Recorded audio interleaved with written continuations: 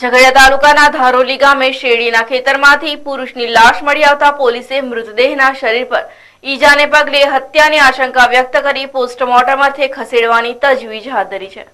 બનાવની મળતી માહિતી અનુસાર ધારોલી ગામના પારડી ફળિયામાં રહેતો 30 વર્ષીય દિનેશભાઈ રળિયાભાઈ વસાવા ગત મોડી રાત્રિએ પોતાના ખેતરમાં પાણીનો નળ ચાલુ છે તે જોવા ગયો હતો, જે બાદ આજે વહેલી સવારે તેના ખેતરથી થોડે દૂર દિનેશ વસાવાની લાશ લોહી લુહાણ હાલતમાં મળી આવતા પોલીસે દોડી આવી લાશનો કબજો લઈ માથામાં ગંભીર ઈજાને કારણે હત્યાની શંકા વ્યક્ત કરી હતી। હત્યાનો ગુનો નોંધી પોસ્ટમોર્ટમ અર્થે ખસેડી વધુ તપાસ હાથ ધરી છે। દિનેશ વસાવાની હત્યા કયા કારણોસર થઈ છે તે દિશામાં ઝઘડિયા પોલીસે તપાસના ચક્રો ગતિમાન કર્યા છે।